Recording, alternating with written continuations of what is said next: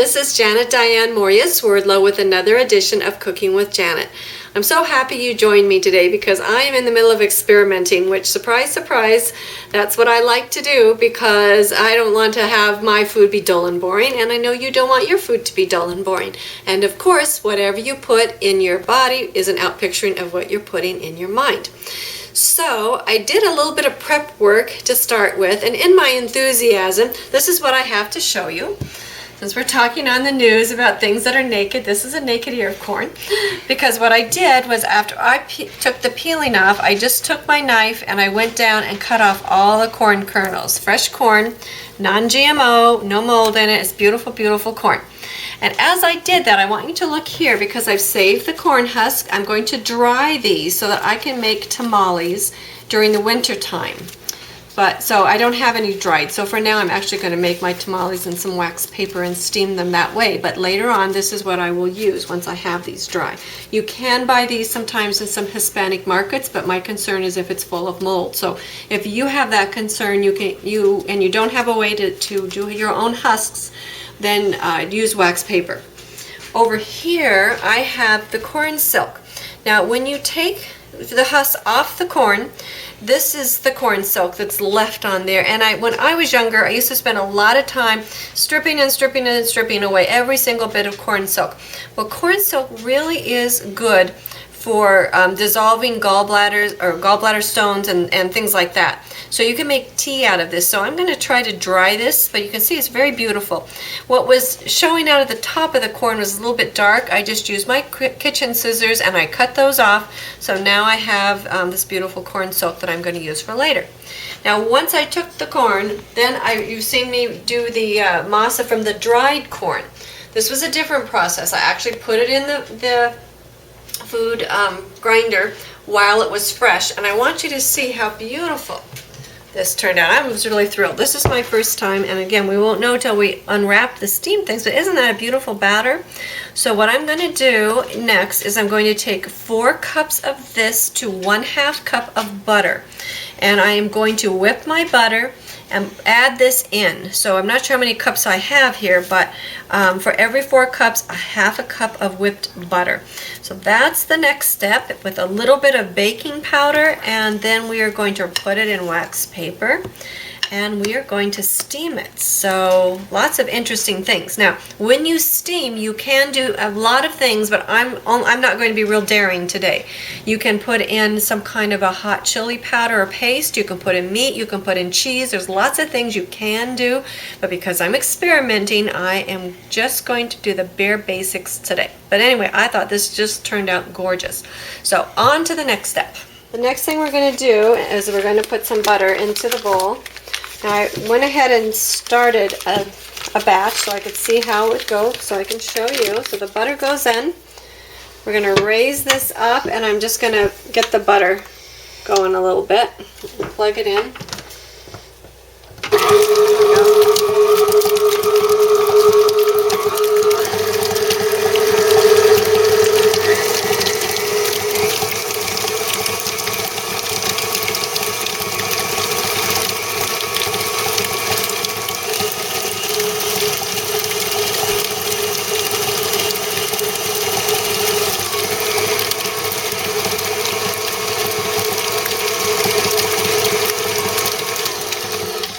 When your butter is all nice and fluffy, you drop the bowl back down again and put the rest of the corn, the fresh corn masa in. There's 2 cups, and then I have another 4 cups. It's going to go in. And it all depends on your bowl. Basically, you want 1/2 cup of butter to 4 cups of your fresh masa and approximately 1.5 teaspoons of aluminum-free baking powder to go in. Oh, and a dash of salt. About 1/2 teaspoon per 4 cups. So I'm just going to spread mine around. Okay, and then let's mix that up.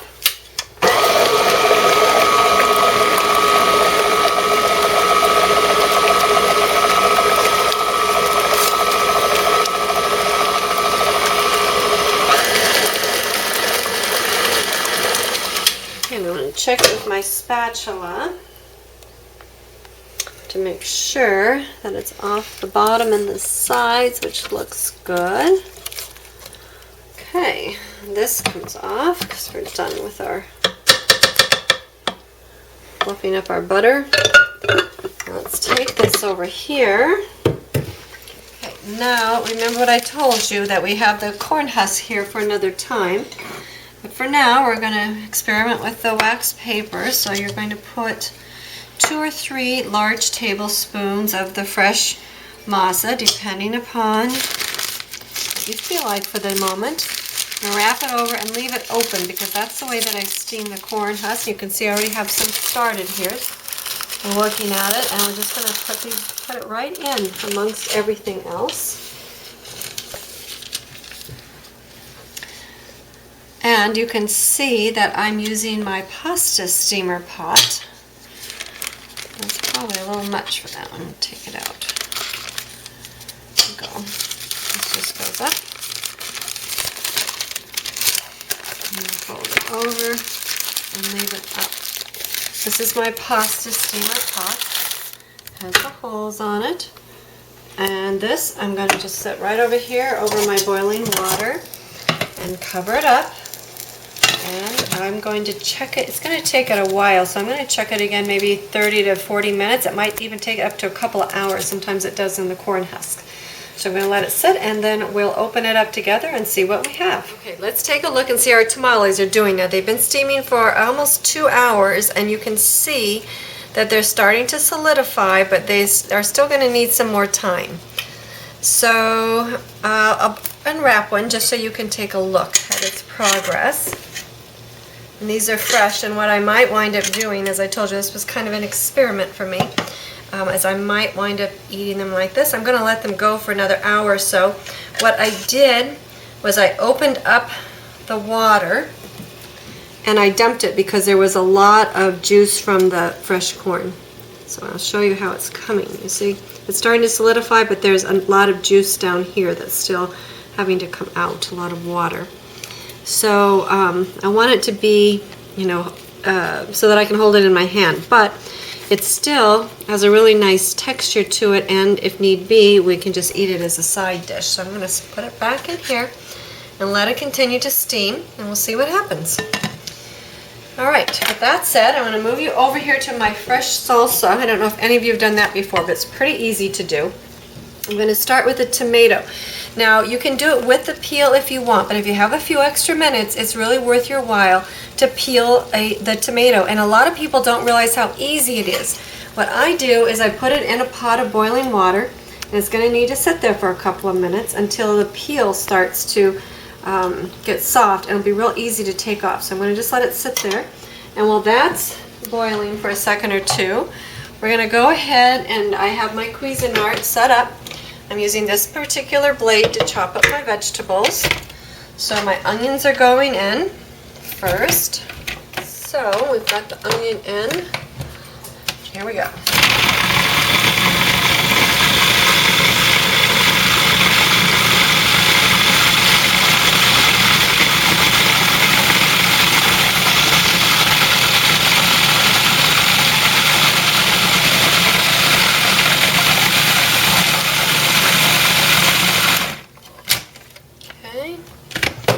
That's going into our fresh salsa. Okay. Okay, and we want to do just a little bit of your onion at the time because you don't want it to turn into mush. You just want to have it nicely chopped. And then I also have some garlic. I'm going to put some of that in there. Chop that up. Again, depending upon how much garlic you like.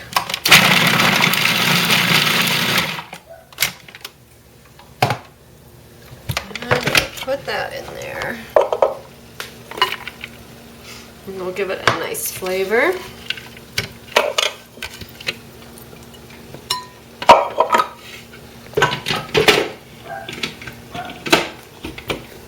And we'll do a couple jalapenos, which of course look like this. Before they're done, they've been seeded and the pith is out. And also I have a serrano which looks like this before we take the pith and the seeds out, a couple of those. And because we like it spicy, I have a habanero. I'm going to put just a little bit in until I taste it and see what it's like.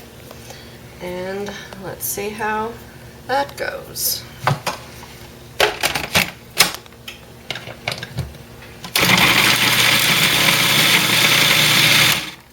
It doesn't take but a second.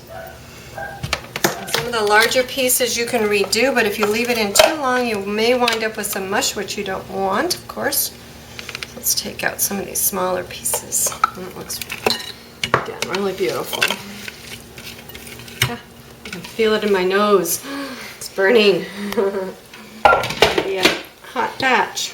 I'm going to put this in here with a couple more pieces of onion.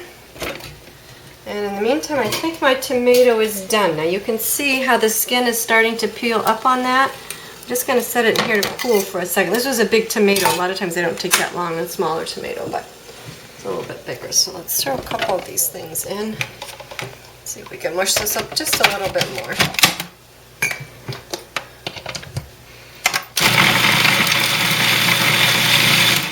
Okay. Perfect. If you want, you could also throw a little celery in there, but that should be done by hand because most likely the chopper is, it's up my face, it's strong. Alright, it's going to be a good batch, I can tell. Okay, here's my tomato. Now I want you to notice how easily the skin comes off. So you see it just peels right off like that. So it's really nice, and then when you're eating the tomato, you don't have to deal with the skin.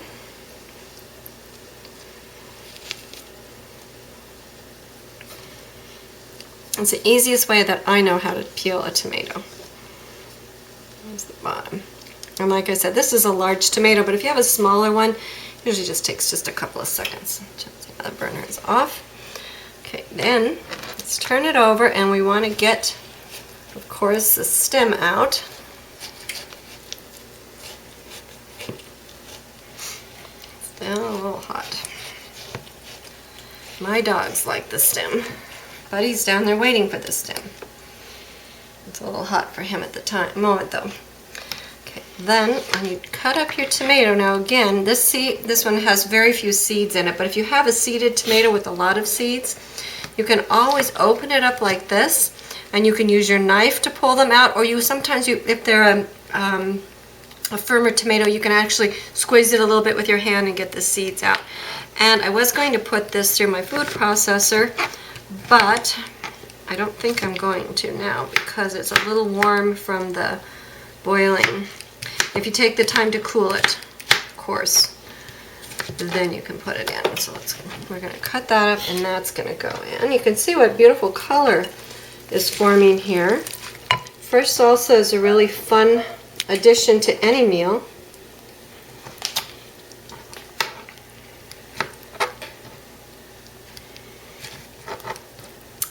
And this will be perfect for the tamales I'm working on. And remember, I showed you how to do the tomatilla sauce. That's also a perfect addition. I also talked to you about doing the Mexican dish, which is similar to what I do with the lasagna, except I season it with Mexican seasoning. And also, I put beans on the bottom. So it makes a really nice dish, very convenient, and again, if you're one person, it's easy to freeze before you've cooked it or after, depending upon your lifestyle. This tomato is going to fall apart a little bit more as I go. So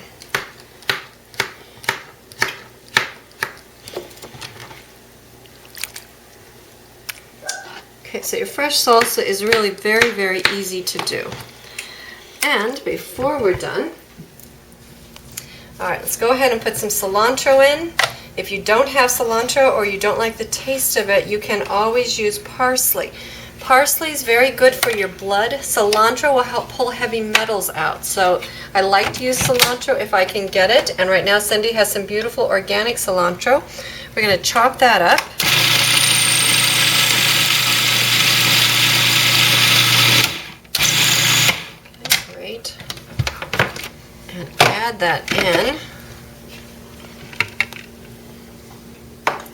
parsley too if you like that flavor. And again, remember the parsley is very good for your blood. So cleaning that up.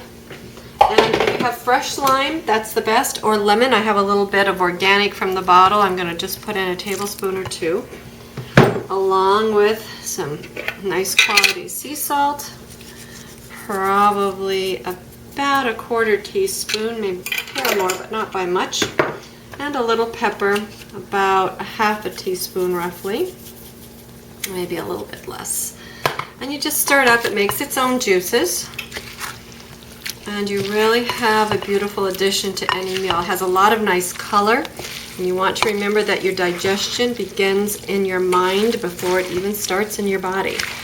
So it's really beautiful, really a nice lineup. And it's wonderful on anything. Use your imagination. Salads. All right, and there you have fresh salsa. Okay, so at last you saw me, I was finishing up with the tamales that were in the wax paper, and I have a little twist here because I have a friend from Mexico who came and helped me correct it, and I want to show you what I did. She tasted them, she said everything was good, but they were a little watery, so she helped me put these into the fresh corn husks. And I didn't realize that you can do that. Now I've done it in dry, but never in fresh. So I want to show you how she packed it because it was really interesting. I had saved the corn husks, and she took the tamale and she packed it in.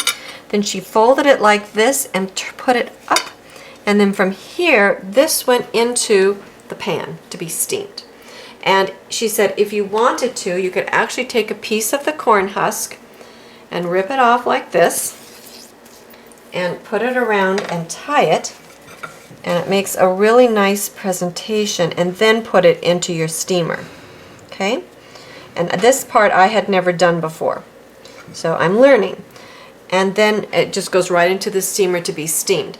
Now the other thing that she told me, which I didn't know either, because I usually, and I've made tamales before, I usually have to steam them for several hours. And she said if I put in a towel, take an old towel and put it on the top, then the water goes into the towel, and then she said also into the, I have some corn husks piled down here as well in the bottom, just some extra ones. She said that will absorb the moisture, and therefore your tamales will steam faster. So I just wanted you to be aware of that, these are other things you can do. Now the other discussion that I had with her, and maybe some of you know that, but there is a brand of already made masa. You've watched me make my own.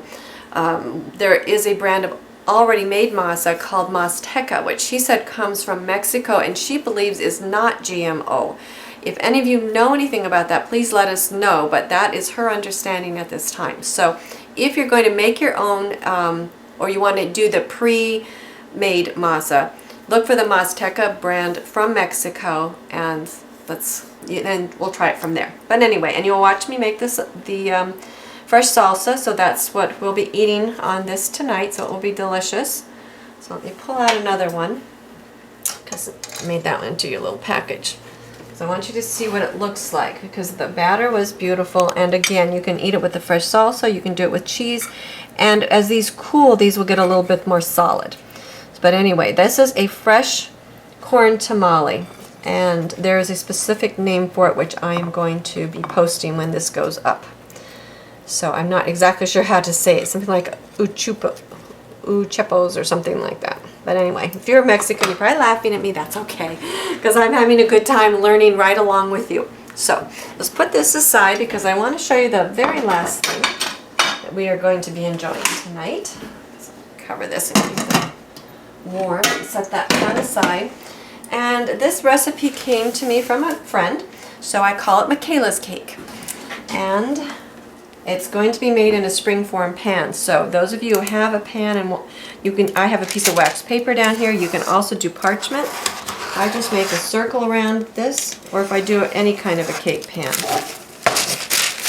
And then I just take a pair of scissors, and this makes your cake so it doesn't stick to the bottom, or if you want to take it out of your pan, it's a little bit easier. want to make a layer cake, and I have done this for you before, but I just want to remind you, in case you've forgotten. And if you don't have a springform pan, then you can do it in any kind of pan. Here's my oven telling me it's ready. That's going to go on the bottom just so it won't stick.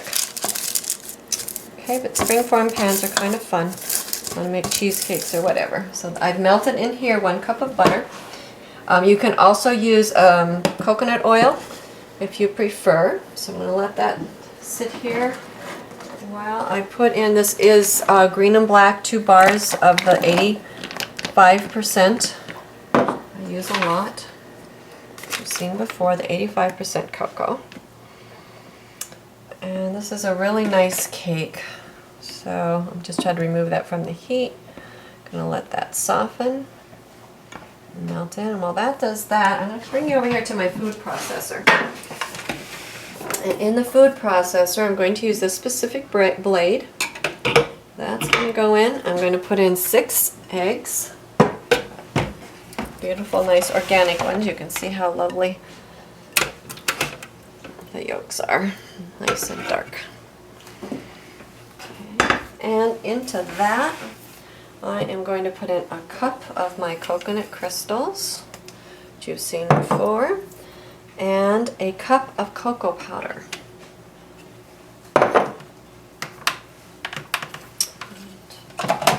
Here's the lid. It's a very simple cake.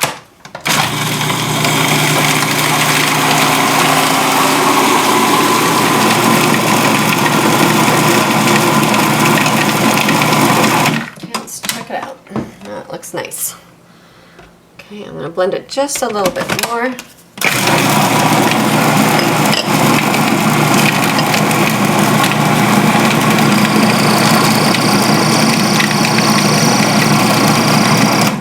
Great.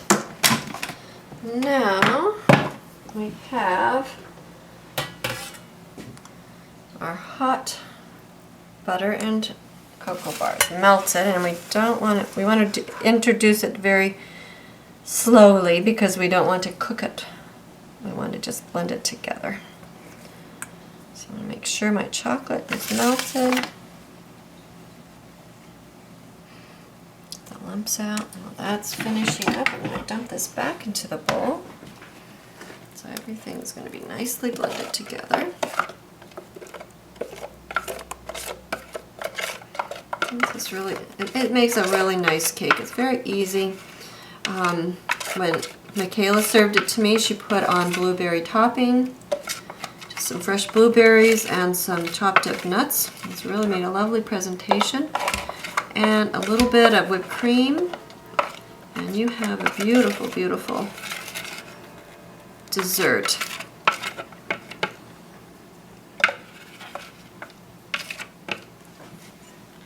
Okay, let's see how this is doing. Still have a few chunks in there, although again, it's not going to concern me too much because it will melt while it's cooking. So we're just going to introduce it gradually. And if you have a measuring cup and you prefer to do that, it has usually a little pouring spout, which makes it nice. And you can also do it if you have a mixer, which you can do. But for me, sometimes getting out the mixer and cleaning it up, I don't want to deal with it. So this is going to go in easy. You can see how nice and thick and rich that is. No flour, it's a flourless cake. Very low on carbs. And as I said, instead of butter, you can use the coconut oil, which will give it a nice flavor as well.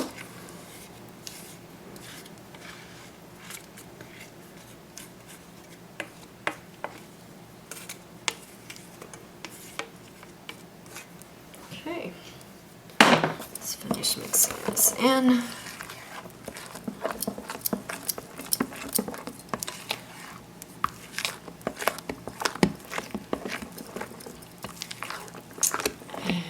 And just for fun, I'm going to add a drop of vanilla. And if you want to add any other flavoring that you might like, if you like rum flavoring or almond flavoring, you could also add a little of that in. You can add in, where I melted all my chocolate, you can also cut it into pieces so you have like chips in there, or you could add some other kind of chips. Again, use your imagination. Whatever you have in hand, that's what you want to use. And if something comes to mind that you think might be interesting to try, then give it a try. Always keeping in mind, we're not professional chefs here. We're just enjoying ourselves in the kitchen so that we have food that is nutritious and good for us and fun to eat, pleasing to the eye, pleasing to the palate. Your digestion begins in your brain, not in your body.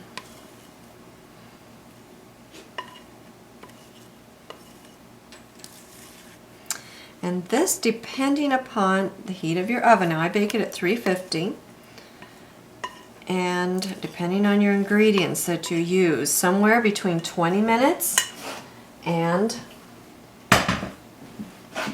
45 minutes. That's a long leeway, I know, but I'm going to suggest that you check it about 20 minutes and see where it is, and use the toothpick test. If the toothpick is still coming out with something stuck on it, then it needs to bake a little bit longer. You want that toothpick to come out clean. And if it's the first time you're using the recipe, you want to try it out, and it's better to bake it a little on the slow side than too fast, because then if you wind up with something burnt, you're going to be disturbed. So here we go, right into the oven, and I'm going to check it in about 20 minutes and see what it looks like. Okay, let's go ahead and check this and see if it's done.